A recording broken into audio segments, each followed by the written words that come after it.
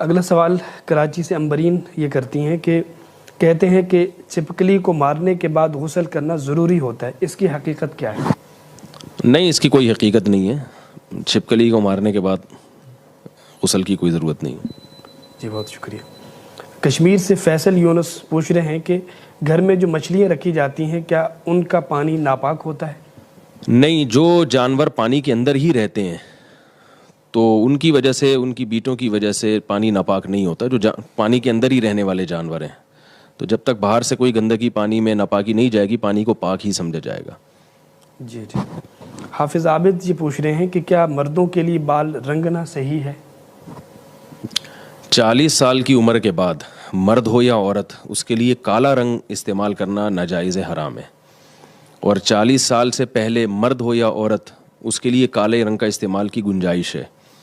اور 40 سال کے بعد کالے رنگ کے علاوہ کوئی بھی رنگ لگا سکتے ہیں، چاہے مرد ہو یا عورت۔ اس میں یعنی مردوں یا عورتوں کا کوئی فرق نہیں ہے۔ 40 سال کے بعد آپ بلیک کلر کے علاوہ کوئی بھی کلر لگا سکتے ہیں۔ اگلا سوال یہ ہے کہ ہم آئی بروز نہیں بنواتی کیونکہ اس سے منع کیا گیا ہے، البتہ ہم تھوڑی خوبصورتی کے لیے زائد بالوں پر بلیچ کر لیتے ہیں، کیا ایسا کرنا صحیح ہے؟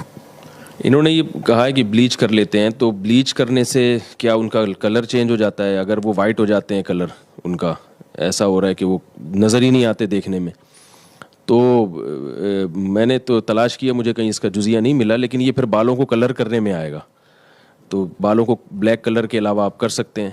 لیکن اگر اس سے مقصد یہ ہے کہ بلیچ کرنے سے وہ بال اس جگہ سے غائب ہو جاتے ہیں تو وہ پھر وہ اسی بال توڑنے کے حکم میں ہی ہے، وہ بھی ناجائز ہے۔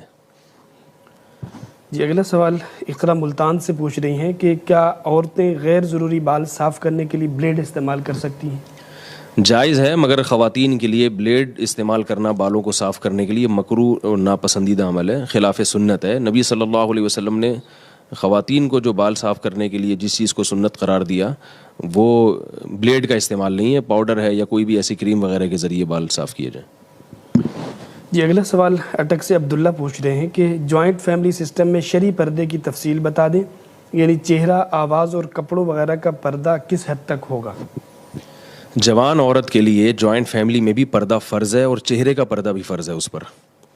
البتہ کپڑوں کا پردہ کرنا بہت مشکل ہے جوائنٹ فیملی میں، اگر سب اکٹھے رہتے ہیں تو کپڑے کا پردہ فرض نہیں ہے ایسی صورت میں، اگر مشکلات پیش آ رہی ہیں۔ رہا یہ مسئلہ کہ یہ جو بعض دفعہ ایسے ہوتا ہے کہ جوائنٹ فیملی میں کوئی خاتون پردہ کرتی ہیں تو بالکل کمرے میں بند ہو جاتی ہیں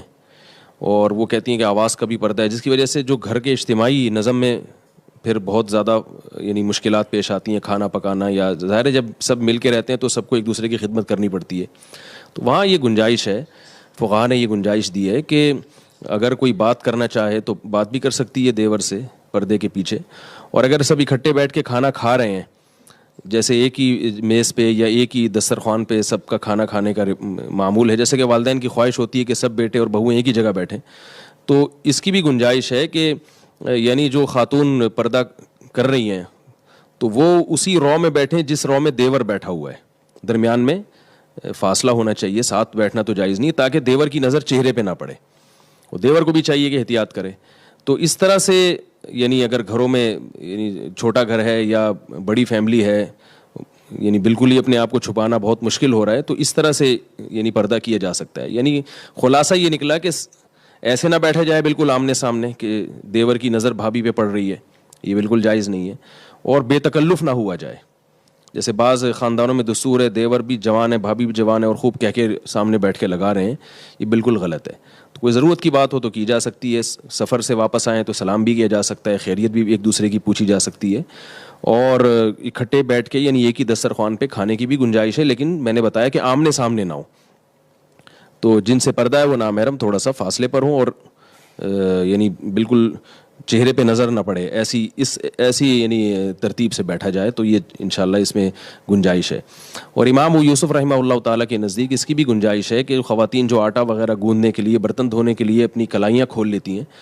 تو اس پہ اگر کبھی نظر پڑ جائے تو وہ بھی انشاءاللہ معاف ہے، کیونکہ خواتین کو یہ ضرورت ہے کہ اپنی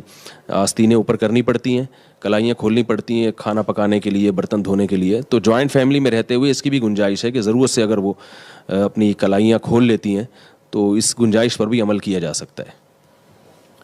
جی بہت شکریہ۔ اگلا سوال ڈیرہ غازی خان سے محمد طاہر کا ہے